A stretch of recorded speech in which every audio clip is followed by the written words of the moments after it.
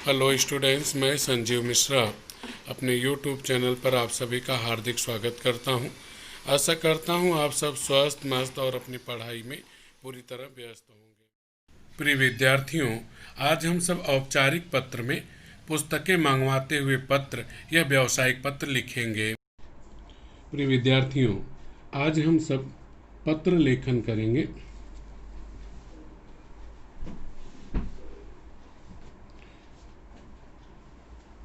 पत्र लेखन में आज हमारा जो विषय होगा वह होगा व्यावसायिक पत्र का।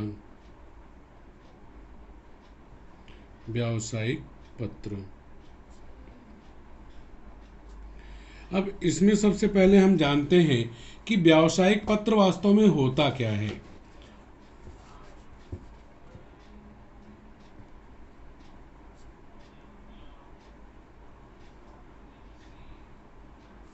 व्यावसायिक पत्र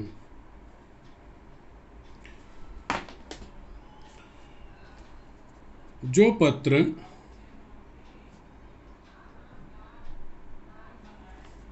दुकान इत्यादि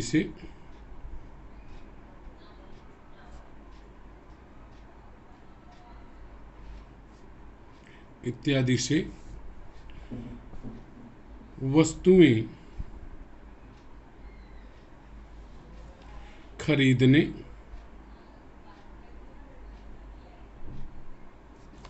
अथवा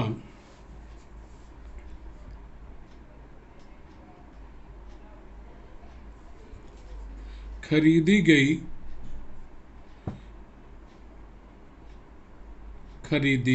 गई वस्तु में कमी होने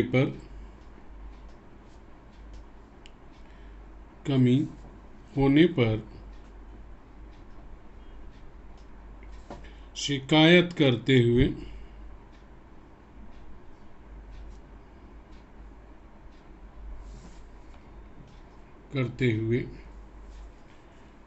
लिखे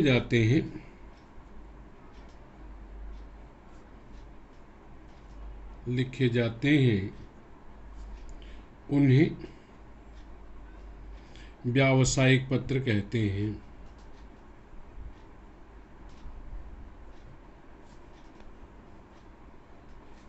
उन्हें व्यावसायिक पत्र कहते हैं।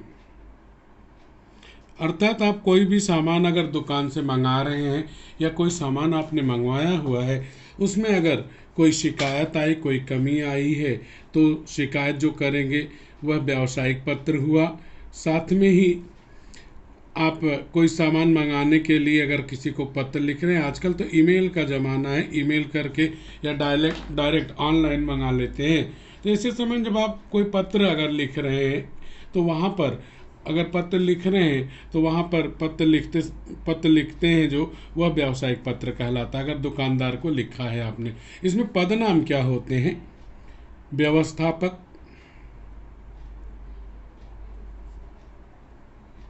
यह पदनाम होता है। व्यवस्थापक मैं पहले वाले अपने वीडियोस में बता भी चुका हूं। व्यवस्थापक का मतलब होता है दुकानदार। इसी को अंग्रेजी में कभी कभी लिख के मिलता है प्रश्न में मैनेजर। इसी को कभी कभी लिख के मिलता है प्रबंधक, और कभी कभी इसी को लिख के मिलता है मार्केटिंग मैनेजर। मार्केटिंग मैनेजर, ये सभी पदनाम हैं। प्रश्न में जो पदनाम दिया रहेगा उसी के अनुसार आपको लिखना होता है। अब देखते हैं प्रश्न। अगर ऐसा प्रश्न दिया है,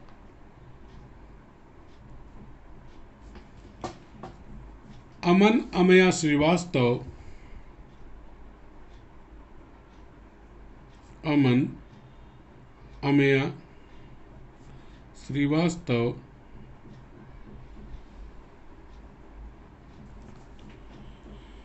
2/302। अब यह कोई भी चीज़ हो सकती है, उसकी दुकान का नंबर हो सकता है, रूम का नंबर हो सकता है, गली का नंबर हो सकता है, वगैरह वगैरह।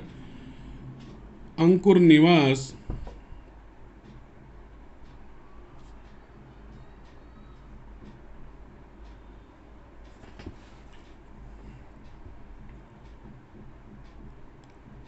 नागपुर से व्यवस्थापक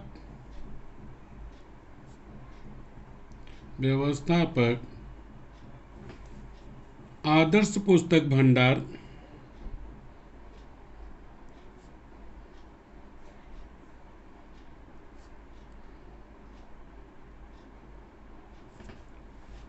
नेहरू नगर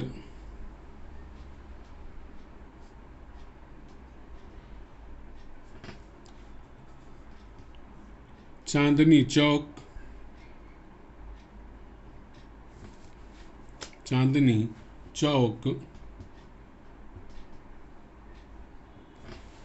नई दिल्ली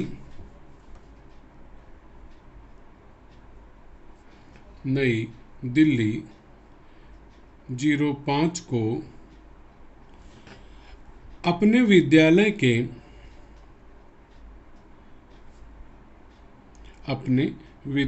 के वाचनालय क्या हो गया, लाइब्रेरी। कभी कभी वाचनालय की जगह पे लिखा रहता है ग्रंथालय,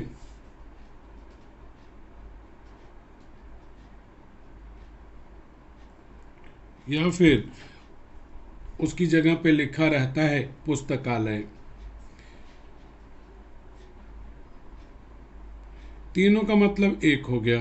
अब कुछ एक लोगों के मन में प्रश्न होता है कि विद्यालय लिखना जरूरी है क्या?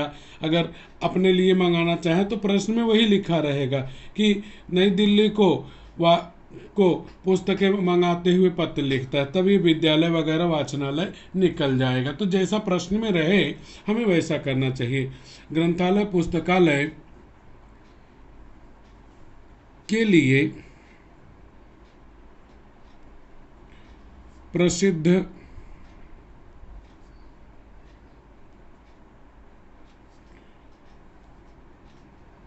लेखकों की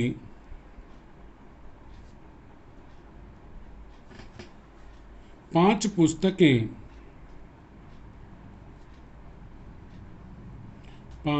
पुस्तकें मंगवाते हुए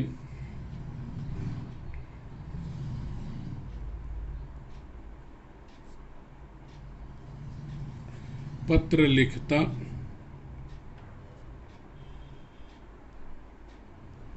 लिखती है। यह हुआ।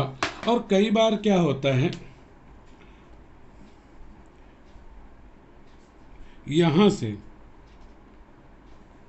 इतना जो मैटर है इसकी जगह पे लिखा रहता है, पुस्तकें तक वैसा ही रहेगा, उसकी जगह पर लिखा रहेगा VPP। VPP का अर्थ होता है वैल्यूएबल प्राइस पोस्ट।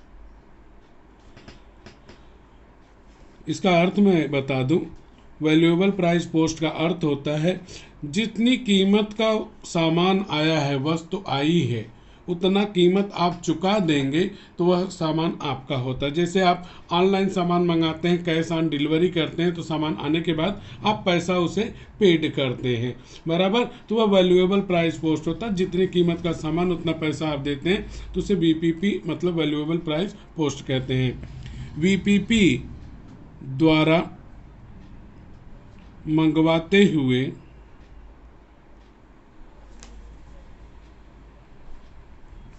पत्र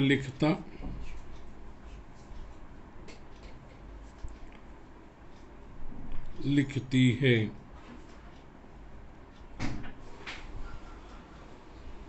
अब अगर यह लिखा है तो वहाँ VPP का उल्लेख करना पड़ता है, अगर नहीं लिखा है तो उसका उल्लेख हमें नहीं करना पड़ता है। दोनों ही बातों का हम ध्यान रखा करेंगे। अब लिखने की शुरुआत करें। इतना तो हमारे प्रश्न में दिया रहेगा। अब उत्तर लिखते हैं। आपको प्रश्न परीक्षा में दिया रहता है, प्रश्न पत्र में आपको सीधा उत्तर लिखना चाहिए, प्रश्न केवल पढ़ना चाहिए। तो लेकिन बिना प्रश्न को समझे हुए आप पत्र नहीं लिख सकते हैं। तो मैंने पहले के अपने वीडियोस में बताया है कि औपचारिक पत्रों में से के पहले जो नाम होगा, जो पता दिया होगा, या पत्र लिखने वाले का नाम और पता होगा, या पत्र लिखने के बाद अंतिम में एक मार्जिन से सटा के नीचे लिखा जाता है। और से के बाद और जहाँ पे को आया होगा, को से ठीक पहले जो नाम होगा, जो पद नाम होगा, जो पता होगा, वह पत्र पाने वाले का पद नाम और पता होगा। और को के बाद पत्र तक, यहाँ तक, इसी के बीच में आपका सब्जेक्ट, आपका विषय होगा। आइए शुरुआत करते हैं। तो नियम आप लिख चुके हैं पहले, उसी नियम के अनुसार आप जाइए कि नियम में आपने लिखा हुआ था, आपको याद होगा औपचारिक पत्र लेखन में मैंने बताए हुए ये चीज़ें कि नियम क्या होता है। सबसे पहले हमें दिनांक डाल देना चाहिए। हमने दिनांक डाल दिया यहाँ पे, और वह हुआ आज की डेट। जैसे आज की डेट मैं लूँ तो आज 24/11/2020 मैंने डेट डाल दिया। अब डेट के बाद में सीधा जो है हम आएंगे यहाँ पे प्रति में, मार्जिन से सटा के प्रति। प्रति के बाद पदनाम, पदनाम जो दिया रहे, तो यहाँ पदनाम हमारा दिया है व्यवस्थापक, तो हम वही लिख देंगे। उसको लिख करके हमें फिर जिसको हम पत्र लिख रहे हैं उसका पता लिखना होता है, वो भी जो प्रश्न में दिया रहे। तो यहाँ मैंने कहा से के बाद और को से पहले दिया होगा, तो यहाँ पे यही पता है उसका, और पता केवल 2 पंक्तियों में होना चाहिए। तो उसी को हम पते को लिखेंगे यहाँ पे केवल 2 पंक्तियों में। आदर्श पुस्तक भंडार,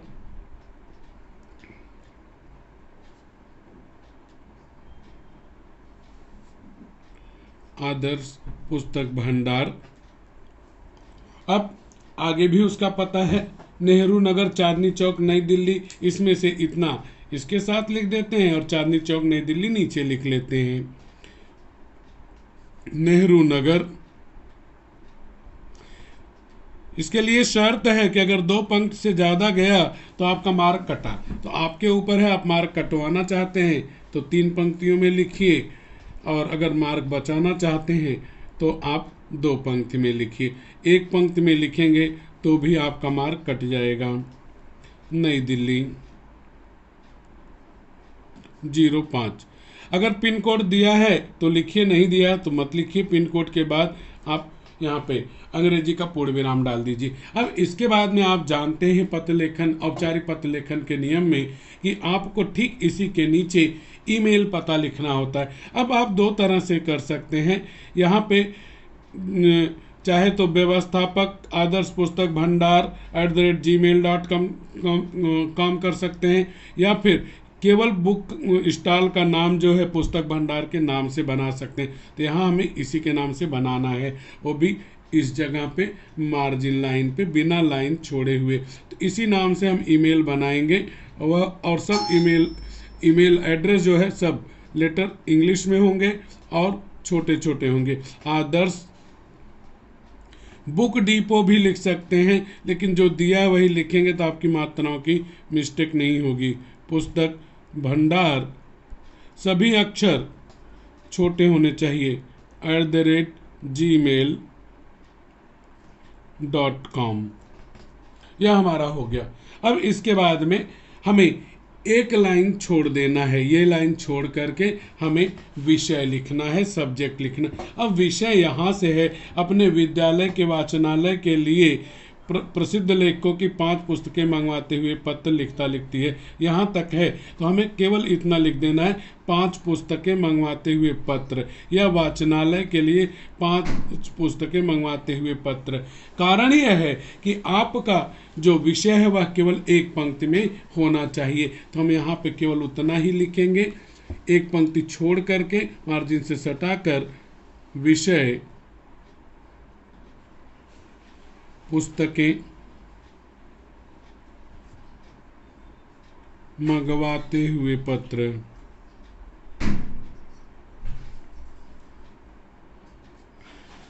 इतना लिखकर पूर्ण विराम लगाएंगे और उसी के नीचे सीधा हम संबोधन लिखेंगे। संबोधन हमारा औपचारिक पत्र का फिक्स है, माननीय महोदय। यह लिखने के बाद फिर आप आगे बढ़िए। अब यहाँ पे पहला पैराग्राफ, पहले पैराग्राफ में हमें अपना परिचय देना चाहिए और कि मैं कौन हूँ और कहाँ रहता हूँ, तो वही लिखेंगे। मेरा नाम, अब प्रश्न में यहाँ दिया हुआ है कि नाम क्या है, तो यहाँ पे देखेंगे तो प्रश्न में दिया है लड़कों के लिए अमन श्रीवास्तव और लड़कियों के लिए अमया श्रीवास्तव, और यही उनका पता भी है। तो यहाँ पे नाम जो लिखेंगे, लड़के अमन श्रीवास्तव लिखें, लड़कियां जो हैं अमया श्रीवास्तव लिखेंगी। तो मेरा नाम, अपना नाम नहीं लिखना है, ध्यान रखना है, अमन श्रीवास्तव है,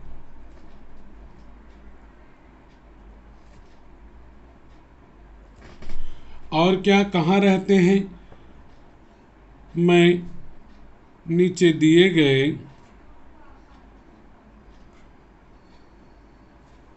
पते पर रहता हूँ। यह आपने अपना परिचय दिया। अब उस व्यक्ति से आपका संबंध क्या है वह भी लिखना है, तो वो लिखना है। लड़कियां हैं अमन श्रीवास्तव की जगह क्या लिखेंगी, अमया श्रीवास्तव। लेकिन लड़कियां ज़्यादातर यह गलती करती हैं, उनको मैं सचेत कर दूं। अब अपना संबंध बताइए। एक दुकानदार से एक ग्राहक का क्या संबंध होगा, वही कि मैं आपका पुराना ग्राहक हूं। पुराना ग्राहक हूं। ग्राहक कौन होता है, जो सामान को खरीदता है। और क्या बताएंगे, मैंने कई बार आपके यहाँ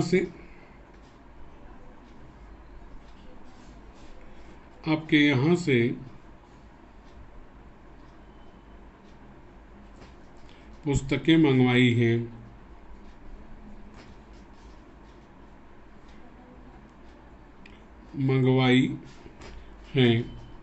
यह आपने अपना परिचय और जिससे पत्र आप लिख रहे हैं उससे अपना संबंध आपने बता दिया। अब यहाँ पे पहला पैराग्राफ आपका पूरा हो जाता है। फिर एक पंक्ति छोड़कर अब जिस लिए पत्र आपने लिखा वह लिखिए।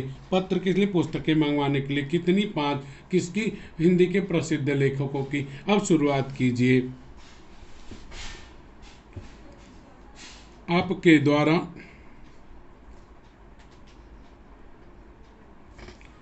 भेजा गया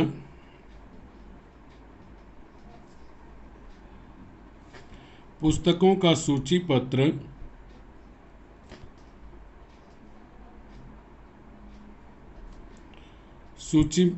मतलब बुक लिस्ट, सूची मतलब लिस्ट, सूची पत्र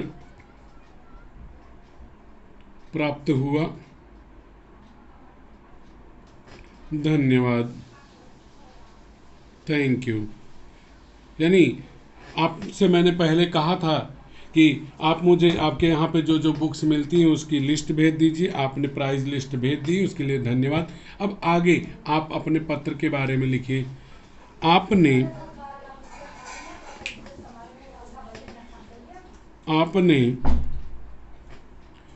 जो सूची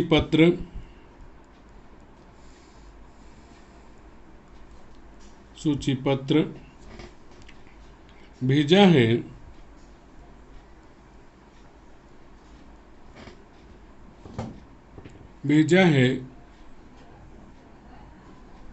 उसमें से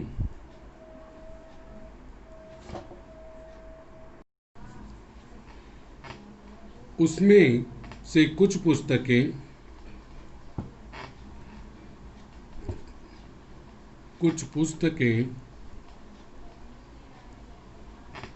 मुझे अपने विद्यालय के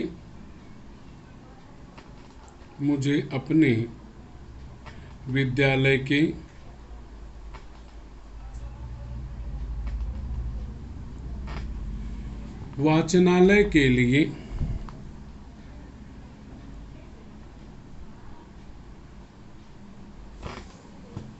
के लिए मंगवानी है।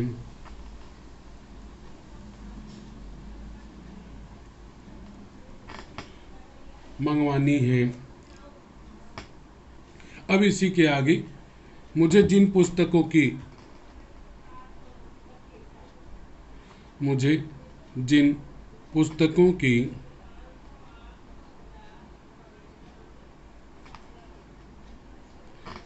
की आवश्यकता है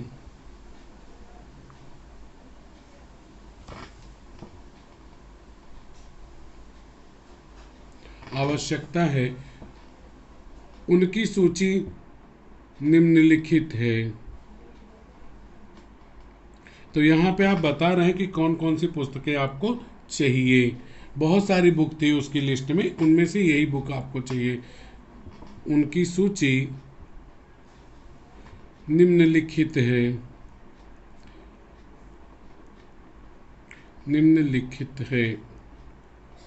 अब इसके बाद टेबल बना देना है। यहाँ पे पुस्तकों का विवरण या पुस्तकों की सूची। विवरण का मतलब होता है जानकारी, यह लिख दीजिए। अब इसके बाद एक टेबल बनाना पड़ेगा। टेबल में सबसे पहले यहाँ पे क्रम मतलब सीरियल नंबर। तो हम लोग को 5 पुस्तकें मंगवानी हैं, ये लिखा। इसके बाद पुस्तकों का नाम,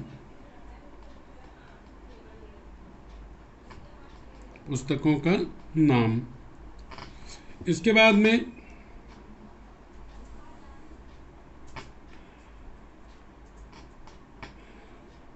लेखक कवि का नाम, यह लिखिए। और इसके बाद में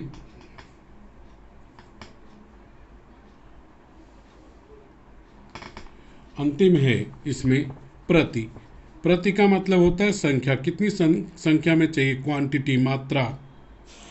1 चाहिए, 2 चाहिए, 3 चाहिए, कितना आपको चाहिए वह आपको यहाँ पे बताना पड़ेगा। इस टेबल का बड़ा महत्व होता है। कारण यह है, कई बच्चे बिना टेबल बनाए ही लिख देते हैं। यह ध्यान में रखिए कि प्रेजेंटेशन बड़ा मायने रखता है। प्रेजेंटेशन हो गया आपका एक तरह से। ये प्रेजेंटेशन अगर आप करते हैं तो निश्चित तौर पे आपका मार्क बढ़ जाना चाहिए। अब यहाँ पे हम लोग पुस्तकों का अपना विवरण लिखेंगे, जो भी पुस्तकें हमें मंगानी हैं। तो नंबर 1, गोदान। उसके लेखक का नाम प्रेमचंद। कितनी संख्या में चाहिए, 1 पुस्तक गोदान चाहिए, 2 चाहिए, तो हमने लिख दिया हमें 3 पुस्तकें चाहिए। दूसरी पुस्तक अंशु, इसके लेखक हैं जयशंकर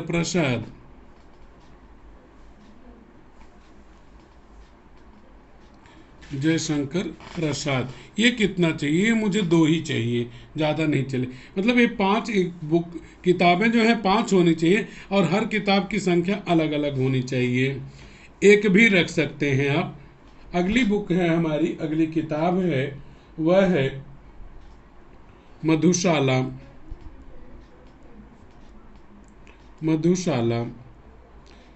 और इसके रचनाकार लेखक कवि हैं डॉक्टर हरिवंश राय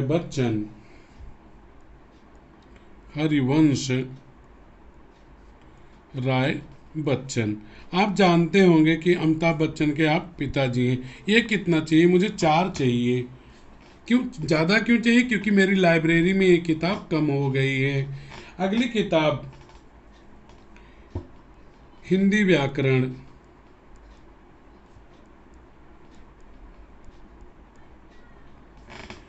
उसके लेखक कौन हैं, कामता प्रसाद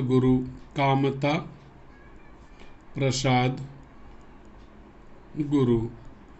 ये कितनी चाहिए, ये मुझे 1 ही चाहिए।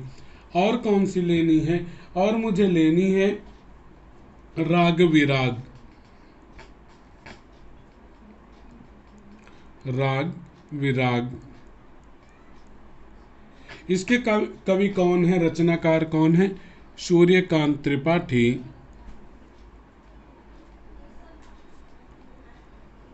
त्रिपाठी जिनका उपनाम है, जिस नाम से वो प्रसिद्ध अधिक है, वह उपनाम है निराला। यह कितना चाहिए मुझे? 5 चाहिए। तो यह हो गई पुस्तकों की सूची। अब इसके बाद में अपने जो टर्म और कंडीशन होती है कि अगर पुस्तकें ऐसी नहीं हुई तो क्या करूँगा, पैसे कब दूंगा, कितना भेज रहा हूँ एडवांस में, और जो अपने पुस्तक सामान मंगाते समय, वस्तु मंगाते समय हमें जरूर उस व्यवस्थापक को यह बताना चाहिए कि इन इन नियमों का पालन करके आप सामान को भेजेंगे हमारे पास। वही चीज़ यहाँ पर हम लिखने वाले हैं, वही चीज़ यहाँ पर हम बताने वाले हैं। तो यहाँ पर एक पंक्ति हम छोड़ देंगे क्योंकि यहाँ टेबल बना है तो हम लिख नहीं पाएंगे, तो यहीं से लिखेंगे हम। सभी पुस्तकें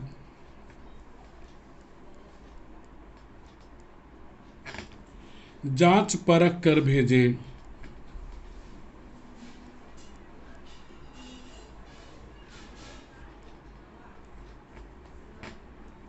जांच परख कर भेजें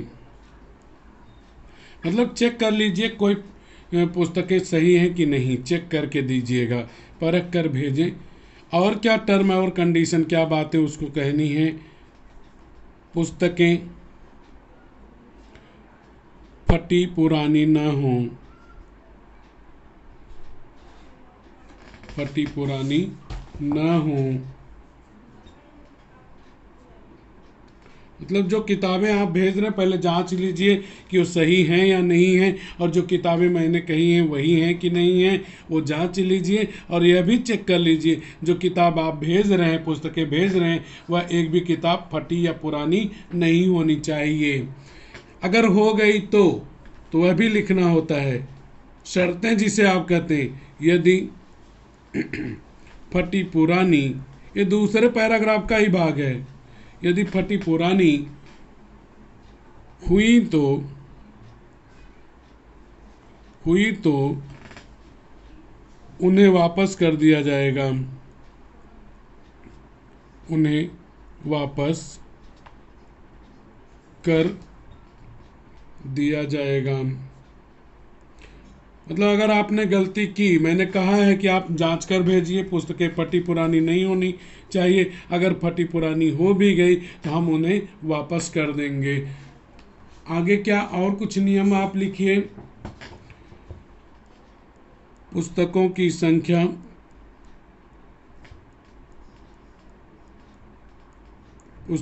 संख्या कम नहीं होनी चाहिए।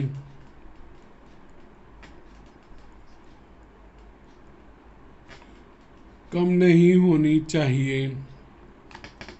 और क्या लिखें साथ में? यह तो हमारा शर्तें हो गई। और कुछ एक रिक्वेस्ट, एक ग्राहक का हमेशा अधिकार होता है कि वह कहता ही है कि कुछ छूट दे दीजिए, वही हम भी लिखने जा रहे हैं। कृपया कुछ छूट भी दीजिए। यह हमने रिक्वेस्ट कर दी कि भाई छोड़ो, कुछ पैसा कम करो आप। और क्या कहने वाले हैं? कितना पैसा आप एडवांस में भेज रहे हैं वह लिखना है। तो वह एडवांस को हिंदी में कहते हैं अग्रिम। अग्रिम राशि, राशि मतलब होता है धन, अग्रिम मतलब एडवांस, और राशि मतलब होता है धन, पैसा। अग्रिम राशि के रूप में, मतलब एडवांस में, रूप में, ज़्यादा नहीं भेजना चाहिए एडवांस। 100 रुपये, 100 रुपये का ड्राफ्ट। ड्राफ्ट क्या होता है? डीडी जिसे आप बोलते हैं ना, वही ड्राफ्ट कहलाता है। यह भी ध्यान रखिएगा, उसे ड्राफ्ट कहते हैं, या कोई कोई पोस्टल आर्डर भी कहता है उसे। तो 100 रुपये का ड्राफ्ट, डीडी, ड्राफ्ट पत्र के साथ भेज रहा हूँ। 100 रुपये का ड्राफ्ट भेज रहा हूँ, एडवांस में भेज रहा हूँ। साथ में ही यहाँ पर और कुछ कहना है, और क्या कहना है कि यह भी कहना चाहिए हमें कि जो पुस्तकें हैं उनका बिल भी हमें दें।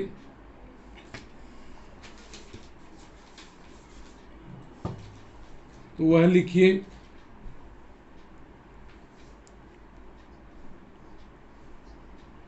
पुस्तकों के साथ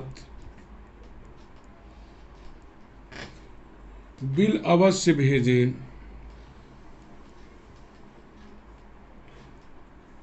बिल अवश्य भेजें। बिल जरूर मंगाना चाहिए। कदाचित अगर कुछ कमी निकली तो आप बिल के माध्यम से उसके खिलाफ कार्रवाई कर सकते हैं। और क्या कहना है आपको? यदि अंतिम में चेतावनी भी दे दीजिए, यदि किसी प्रकार की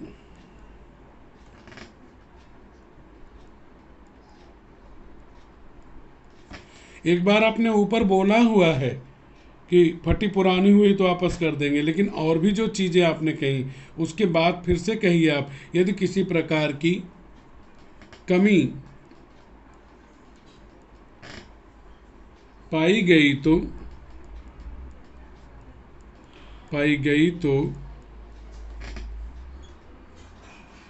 पुस्तकें वापस कर दी जाएंगी। पुस्तकें वापस कर दी जाएंगी। अब आपको याद होगा हमने यहाँ पे लिखा है क्या? हमने लिखा है कि वीपीपी से भी भेजने के लिए कहा है। अगर ऐसा है तो ये अब आगे जो लिखने जा रहा हूँ वो नहीं लिखना पड़ेगा, सीधा आपने लिखना रहेगा। लेकिन जब वीपीपी अगर प्रश्न में दिया है तब वहाँ पे आपको यह लाइन लिखनी ही पड़ेगी। कृपया सभी पुस्तकें कृपया सभी पुस्तकें वीपीपी कर दें।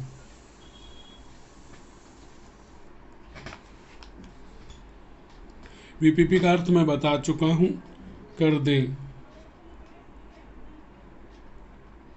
छुड़ा ली जाएंगी। छुड़ा लेना मतलब पैसा जितना वीपीपी मैंने बताया जितनी कीमत की वस्तुएं होंगी उतना पैसा देने के बाद तब मिलेगा, तो उसी को लिखा जा रहा है छुड़ा ली जाएंगी।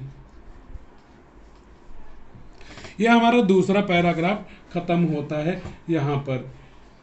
तीसरा पैराग्राफ अब शुरू करेंगे एक पंक्ति छोड़ के, मार्जिन से सटा के। आशा करता हूं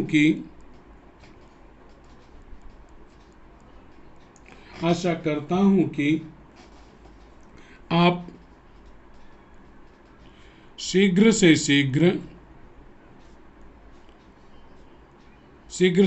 मतलब जल्दी से जल्दी, शीघ्र पुस्तकें भेजने की कृपा करेंगे।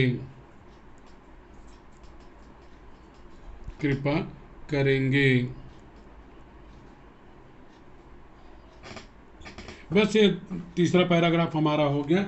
इसके बाद जरूरी नहीं कि आप सधन्यवाद लिखें, नए पैटर्न में सधन्यवाद खत्म हो गया है। तब इसके बाद एक लाइन छोड़िए और यही मार्जिन से सटाकर लिखिए बहुवदीय।